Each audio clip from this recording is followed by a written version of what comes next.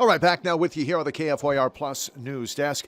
And today we're joined by Dave Barnett and Scarlett Howery from DeVry University to explore a growing workplace divide, what DeVry calls now a silent standoff between employers and employees navigating AI-driven change, layoffs, and future-focused skill development. Welcome to the both of you. Thank you for your time today.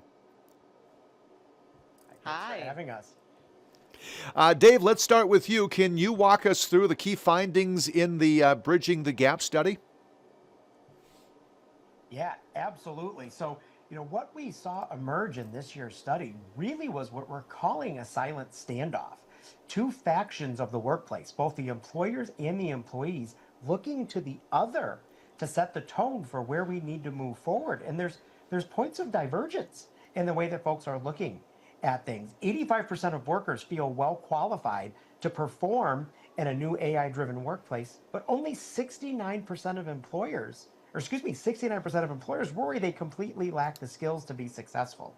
We look into upskilling responsibility, and it goes even further to say 75% of employers feel they're doing enough, but nearly 1/3 of workers say their employers are simply falling short.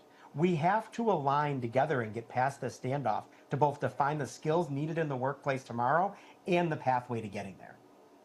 Scarlett, why do you think there's such a disconnect between how workers and employers now view future readiness?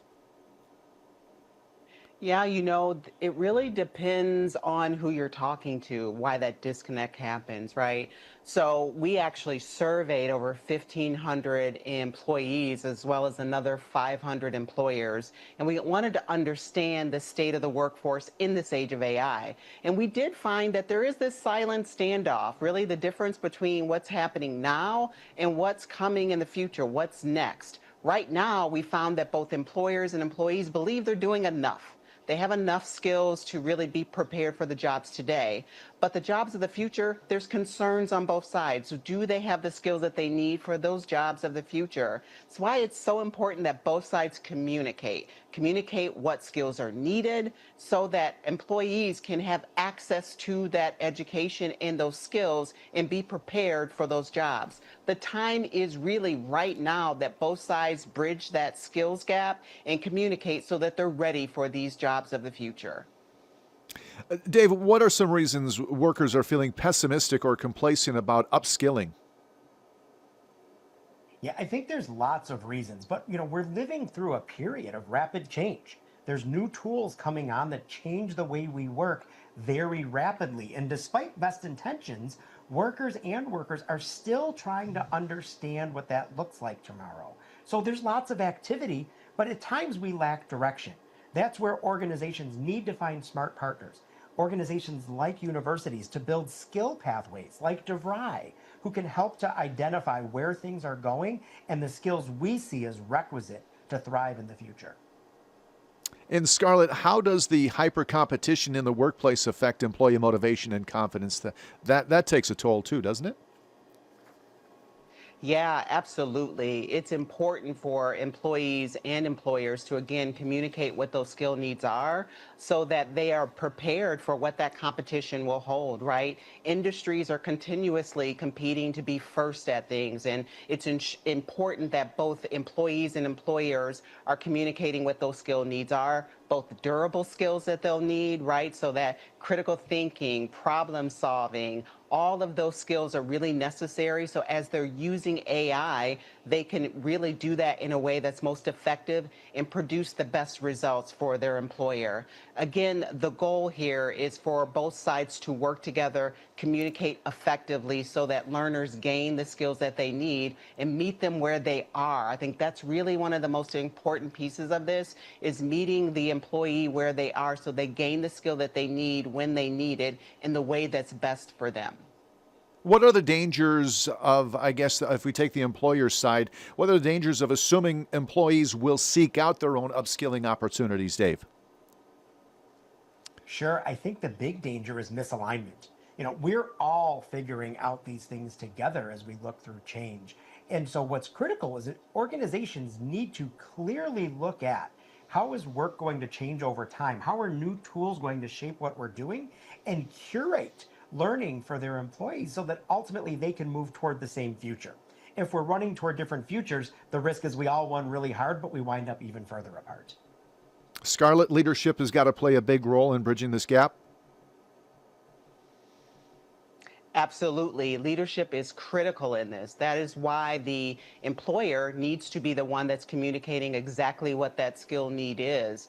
We as a university, DeVry, needs to also then be partnering with these organizations to help them identify those skills. Even if they're not sure what they are, our role is to help them to build these skill pathways and again, provide access to those employees or those workers as well.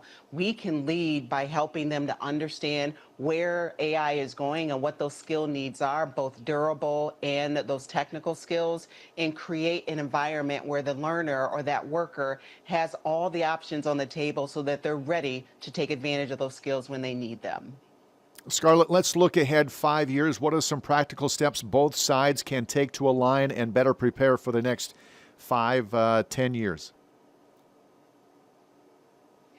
Yeah, so the most important thing as you continue to prepare for the upcoming changes that are happening within AI is to be sure that you are building in pathways that are most accessible to the employee.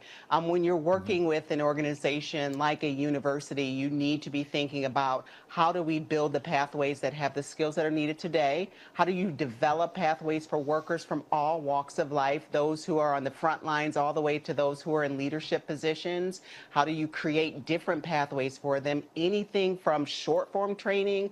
Even at DeVry, we offer short-term training that's as short as a couple of hours to a couple of weeks through DeVry Pro, AI for Everyone, and other programs or courses like that, all the way to long-term training that could include degrees as well as certifications as well. The key here is that we don't stop. It's so important that employees understand that they cannot stop at just getting a degree and being done with it. They have to continuously ongoing prepare for what's coming next and build lifelong learning into their plans.